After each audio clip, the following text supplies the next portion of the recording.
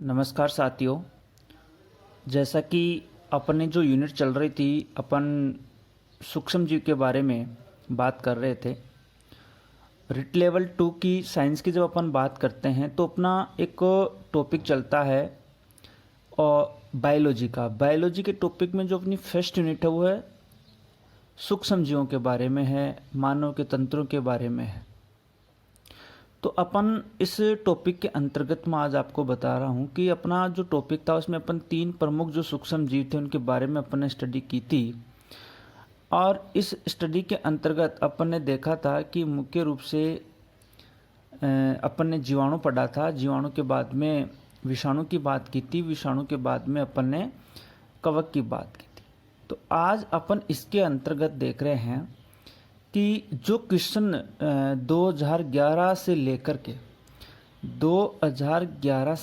के 2017 तक की जो रिट एग्ज़ाम लगी हैं उसमें जितने क्वेश्चंस एग्ज़ाम में आ चुके हैं सूक्ष्म जीव से संबंधित, उनके बारे में आज अपन डिटेल से मैं आपको बताना चाह रहा हूँ कौन कौन से क्वेश्चंस आए हैं, कैसे क्वेश्चंस आए हैं। उसके बाद अपन अपने नए टॉपिक के बारे में विचार विमर्श करेंगे। सबसे पहले बात मैं आपको बता दूं कि 2017 में क्वेश्चन आया था सूक्ष्म जीव के बारे में कि पेनिसिलिन की खोज किसने की थी। ये क्वेश्चन आया था 2017 में और इसमें ऑप्शन 1 दिया हुआ एडवर्ड जेनर ने, ऑप्शन 2 दिया हुआ रॉबर्ट हुक ने, ऑप्शन नंबर 3 है रॉबर्ट कोच ने और ऑप्शन नंबर 4 है अलेक्जेंडर फ्लेमिंग ने। अब देखिए ऐसे कैसे अपन को ऑब्जेक्टिव टाइप क्वेश्चन को हल करना। तो सबसे पहले अपन को जो ऑप्शन है ही नहीं इससे रिलेटेड उसको अपन को पहले क्या कर देना, डिलीट कर देना। लेकिन मैं आपको बता देना चाहता हूँ कि इस ऑप्शन में जब अपन बात करें तो सबसे पहले जैसे मैं बात करता हूँ कि साइंटिस्ट दिया हुआ है अलेक्जेंडर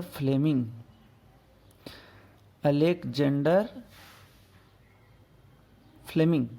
लेकिन इससे पहले ऑप्शन नंबर ए में एक साइंटिस्ट दिया हुआ है एडवर्ड जेनर।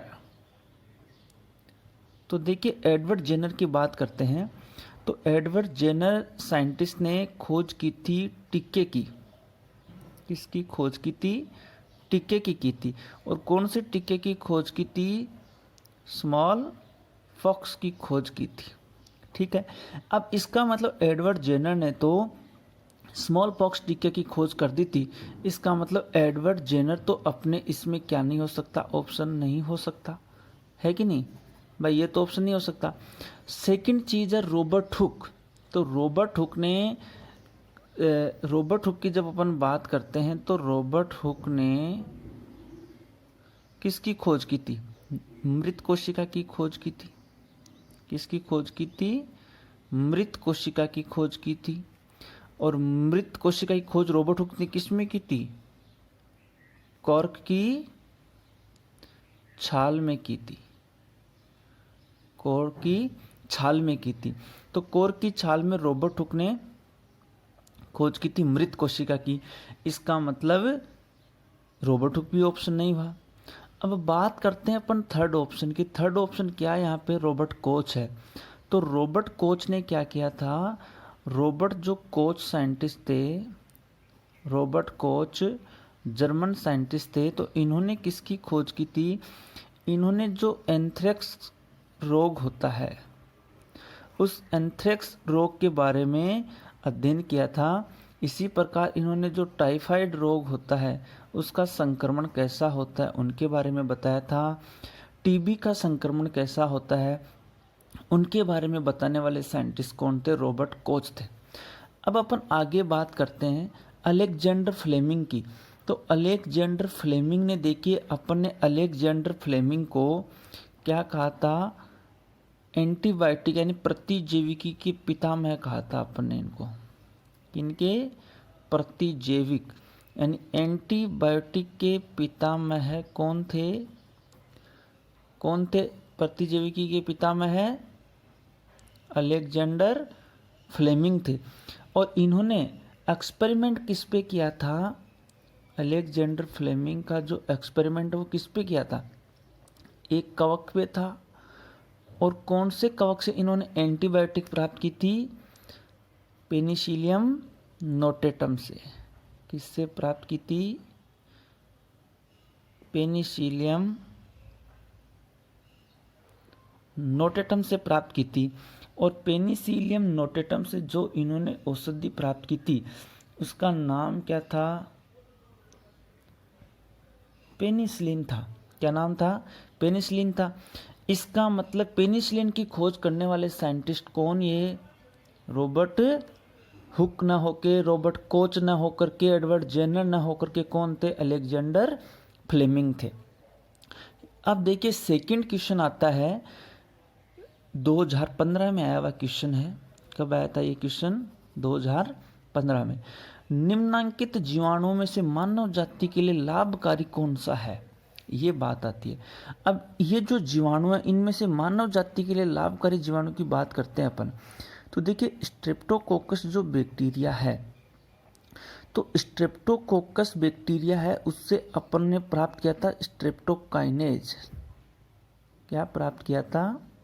स्ट्रेप्टोकाइनेज प्राप्त किया था। और स्ट्रेप्टोकाइनेज का अपन ने क्या कहा था कि औषधीय क्षेत्र में भी बहुत महत्व है। दूसरी बात करता हूँ मैं साल्मोनेला। तो साल्मोनेला जो टाइफी एक बैक्टीरिया होता है उससे मनुष्य में कौन सी बीमारी होती है? टाइफाइड बीमारी होती है। कौन सी होती है? टाइफाइड होती है। इसका मतलब ये तो अपने लिए लाभदायक नहीं हुआ। दूसरी अपन बात कर रहे हैं पेनिसिलियम की। तो पेनिसिलियम तो बैक्टीरिया नहीं है, क्योंकि पेनिसिलियम तो अपन ने अभी पढ़ा है कि पेनिसिलियम जो नोटेटम है वो क्या? कवक है। इसका मतलब ये बैक्टीरिया नहीं हुआ।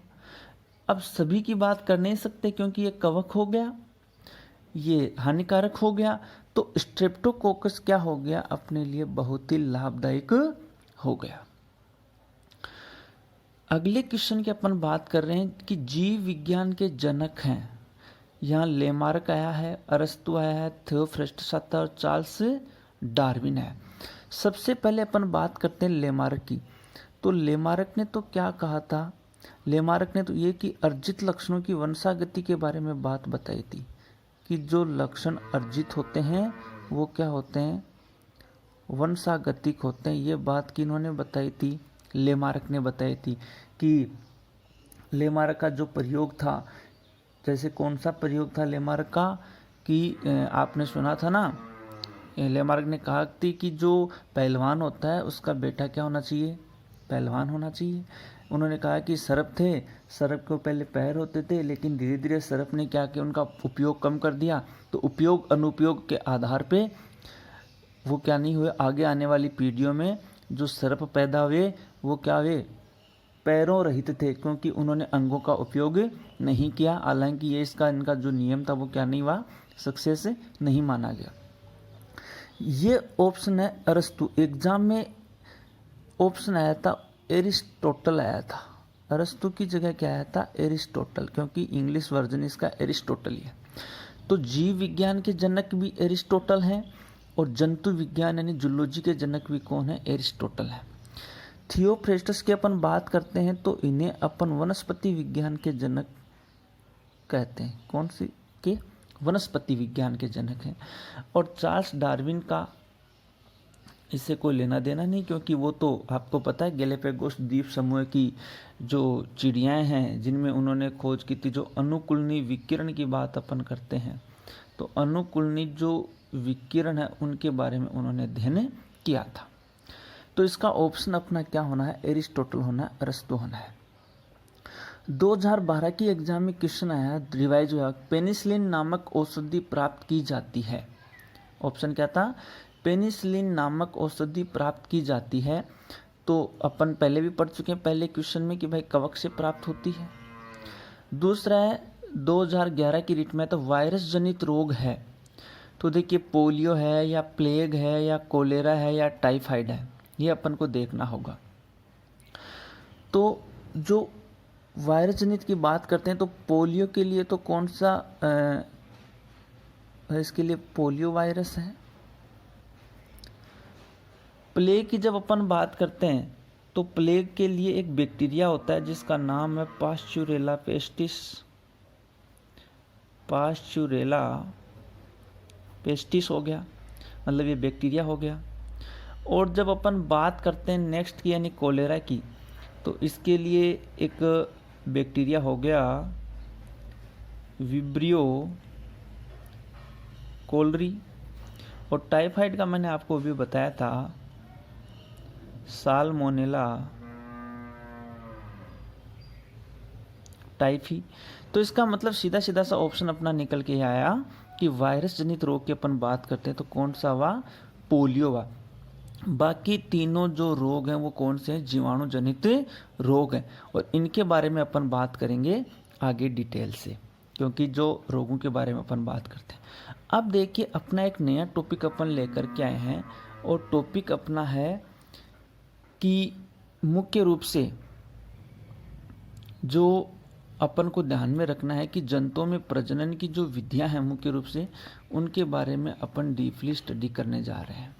तो जंतु प्रजनन की जो विधियां हैं, कौन कौन सी विधियां प्रमुख रूप से जंतु प्रजनन की हैं, उनके बारे में अपन थोड़ा सा ध्यान रखेंगे।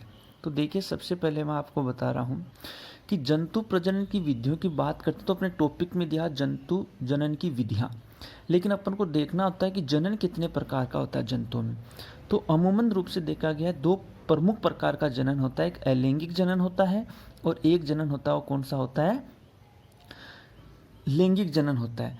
अब जब अपन बात कर रहे हैं अलैंगिक जनन की और लैंगिक जनन की, जब अपन बात करेंगे तो देखिए अलैंगिक जनन की बात करते हैं तो देखिए जनन की प्रक्रिया में जब एक जनक जीव क्या ले, भाग ले। कितने जनक जीव भाग लें, एक जनक जीव भाग ले और अपने समान संतति उत्पन्न करता है वह जनक जीव, तो वह कौन सा जनन कहलाता है, अलैंगिक जनन कहलाता है। मतलब जब जनन की प्रक्रिया में जब एक ही जनक जीव भाग ले और एक ही जो जनक जीव भाग लेता है वह जनक जीव भी अपने समान संततियां यदि उत्पन्न करें हूबहू टू कॉपी, क्योंकि एक ही जनक जीव भाग लेगा तो इस प्रक्रिया में जो विभाजन की प्रक्रिया होगी, कोशिका विभाजन होगा, वो कौन सा विभाजन माना जाएगा, समसूत्री होगा। और समसूत्री विभाजन में जो गुणसूत्रों की जो संख्या रहेगी वो जनक जीव की बिल्कुल क्या रहेगी, समान रहेगी। और जब समान जब जनसंख्या गुणसूत्रों की संख्या रहती है तो उसमें क्या नहीं मिलती हैं अपन को, विभिन्नताएं नहीं मिलती हैं। और विभिन्नताएं नहीं मिलने का मतलब होता है कि इसमें जो विभाजन हुआ वो समसूत्री विभाजन पाया जाता है। और किसी भी जाति में यदि किसी भी जाति की उत्तरजीविता जितनी ज़्यादा होती है, उसका लाइफ स्पेन जो पीरियड जितना ज़्यादा होता है वो तभी हो पाता है कि जब उसमें क्या पाई जाएं, विभिन्नताएं पाई जाएं। तो नीचे एक लाइन दी हुई है कि इस जनन की क्रिया में केवल कौन सा विभाजन होता है, समसूत्री होता है। अब यह जनन विधि कौन से जीवों में मिलेगी, निम्न कशेरुकी जीवों में मिलेगी। अब निम्न कशेरुकी जीव कौन कौन से हो गए, जैसे अपन बात करते हैं मुख्य रूप से पोरीफेरा संघ है, उनमें ये विधि होगी। इसी प्रकार अपन बात करते हैं लैंगिक जनन की तो प्रोटोजोआ हैं। तो ये जो निम्न एनेलिडा को मुख्य रूप से कुछ विधियां पाई जाती हैं लैंगिक की, तो मुख्य रूप से पोरीफेरा है, प्रोटोजोआ संघ के जितने भी प्राणी होते हैं उनमें अलैंगिक विधि के द्वारा जननी होता है। अब अलैंगिक जनन की जो विधियां हैं उनमें कौन कौन सी विधि प्रमुख मानी गई है, उसमें सबसे पहली दी है मुकुलन विधि। मुकुलन विधि की जब अपन बात करते हैं तो मुकुलन विधि के अंतर्गत अपन को ये देखना है कि मुकुलन है क्या। आप देखिए कुछ पादपों में जनन की प्रतिकूल और अनुकूल परिस्थितियों में क्या होता है कि मुकुलन विधि के अंतर्गत क्या होता है कि कोशिकाओं का असमान विभाजन होता है, यानी एक निश्चित कोशिकाओं में क्या नहीं हो पाता है, विभाजन नहीं हो पाता है। और इस असमान विभाजन से क्या होता है, कोई भी कोशिका होती है उस कोशिका के शरीर पर एक अतिवृद्धि निकल के आ जाती है। और जो अतिवृद्धि निकलती है उसको अपन क्या कह देते हैं, चाहे अपन उसको कलिका कह दें, चाहे अपन उसको क्या कह दें, मुकुल कहते हैं। क्वेश्चन आ सकता है। अब देखिए ये कैसे होती है, जब अपन बात करते हैं इष्ट की करते हैं तो इष्ट की जो नॉर्मल जो संरचना की अपन जब बात करेंगे तो इष्ट में ये क्या निकलती है, एक अतिवृद्धि निकलती है। और ये अतिवृद्धि में, इतना ध्यान रखना। अब ये अतिवृद्धि निकलती है, अतिवृद्धि उत्तरोत्तर क्या होती रहती है, विभाजित होती रहती है, असमान रूप से विभाजित होती है। जब इसकी अनुकूल परिस्थितियाँ आती हैं, प्रतिकूल परिस्थितियाँ आती हैं, अनुकूल परिस्थिति आती हैं, तो प्रतिकूल परिस्थितियों में ये जो अतिवृद्धि मूल पादप से क्या हो जाती है, अलग हो जाती, सॉरी मूल जंतु जीव के शरीर से क्या हो जाती है, अलग हो जाती है। और अलग होकर अनुकूल परिस्थितियों को ये क्या करती है, ग्रहण करती है। और अनुकूल परिस्थितियों को ये ग्रहण करके क्या करती है, नए जीव का निर्माण कर लेती है। अब इतना अपन को ध्यान में रखना, प्रत्येक अतिवृद्धि से नए जीव का निर्माण तभी हो पाएगा जब इसमें आनुवांशिक जो पदार्थ है उसकी कुछ ना कुछ मात्रा अवश्य रूप से पाई जाएगी। यदि अवश्य रूप से आनुवांशिक पदार्थ की मात्रा नहीं है तो इसका मतलब उससे नए जीव का निर्माण नहीं हो पाएगा। इस बात का अपन को ध्यान में रखना है। अब देखिए मुकुलन जो विधि है उसके दो आपको एग्जाम्पल ध्यान में रखने, हाइड्रा वगैरह होता है उसमें। एक होता है बहिर्जात मुकुलन और एक होता है अंतर्जात मुकुलन। देखिए बहिर्जात मुकुलन में क्या होता है कि जैसे ये हाइड्रा है, इसके शरीर पे ये छोटी सी एक अतिवृद्धि निकलेगी और ये जो अतिवृद्धि इसके शरीर पे निकलेगी, इस अतिवृद्धि में क्या होगा, आनुवांशिक जो पदार्थ मुख्य रूप से विद्यमान होना चाहिए। और ये जो आनुवांशिक पदार्थ होना चाहिए हाइड्रा में, जब प्रतिकूल परिस्थिति आएंगी तो मूल पादप से क्या हो जाएगा, अलग हो जाएगा। अनुकूल परिस्थितियों को ग्रहण करके प्रत्येक जो भाग है उससे नए हाइड्रा का क्या हो जाएगा, निर्माण हो जाएगा। लेकिन जो ये मुकुल बन रहा है, ये अतिवृद्धि बन रही है, ये अतिवृद्धि ध्यान रखना कोश के इस जीव की कोशिका की सतह से उत्पन्न हो रही है, मतलब बहिर्जात हो रही है। तो जीव की सतह से जब ये उत्पन्न होती है तो अपने इसको कौन सा कहते हैं, बहिर्जात मुकुलन कहते हैं। इसके एग्जाम्पल में अपन को ध्यान रखना, जैसे मुख्य रूप से हाइड्रा है, स्पंज है, ईस्ट है, इनमें सब में जो होना है वो कौन सा प्रकार का मुकुलन होना है, बहिर्जात होना है। अब अपन बात करते हैं अंतर्जात मुकुलन की। तो अंतर्जात मुकुलन में क्या होता है कि जब जो मुकुल, जो अतिवृद्धि, जो बड यानी जो कलिका का निर्माण होता है वो जीव के शरीर के अंदर से उत्पन्न होता है।